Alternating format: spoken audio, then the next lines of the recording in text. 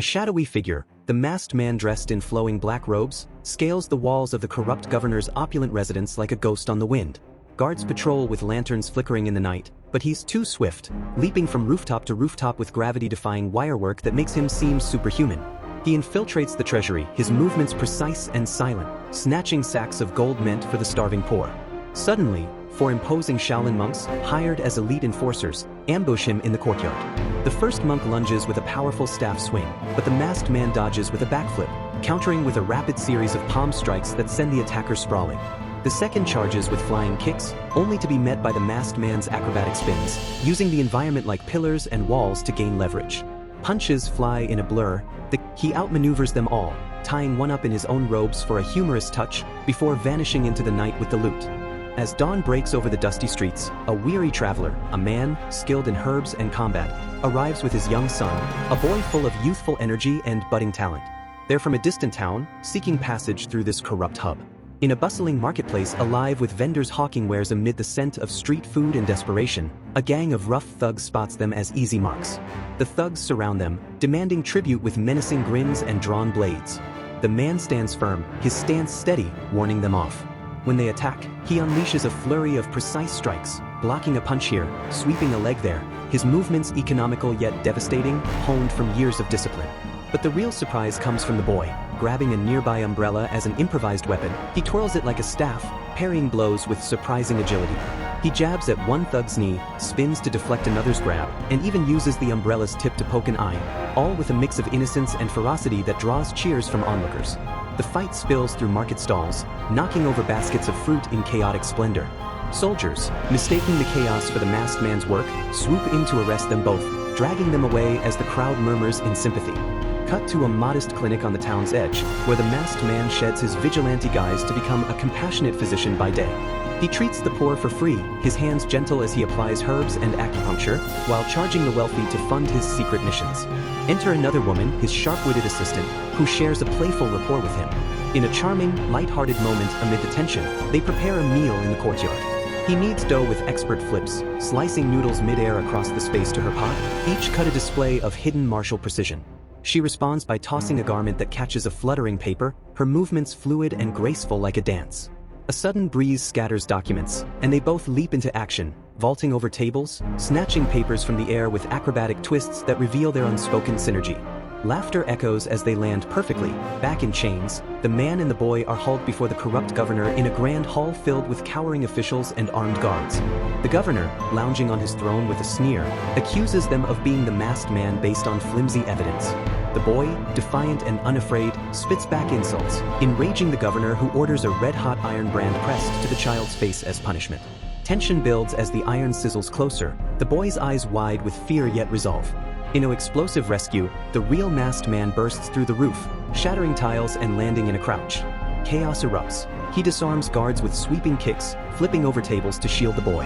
The man, seizing the moment, joins the fray against the masked man in a misunderstanding, their duel a masterpiece of equals, exchanging shadowless kicks and palm thrusts that echo through the hall.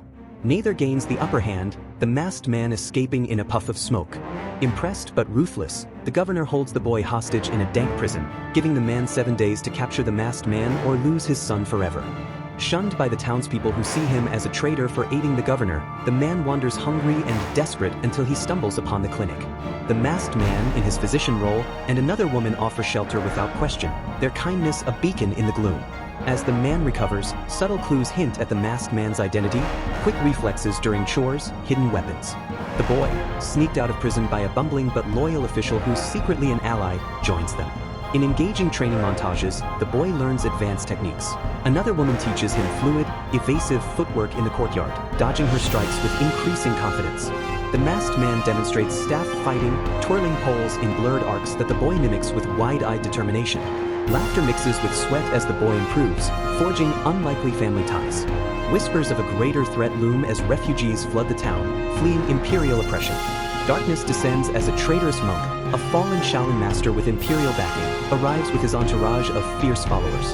He ousts the corrupt governor, seizing power with cold authority, his eyes gleaming with malice. Scouting the town, he clashes first with the man in a shadowy alley, exchanging brutal blows, the traitorous monk's iron-like fists drawing blood before the man retreats wounded.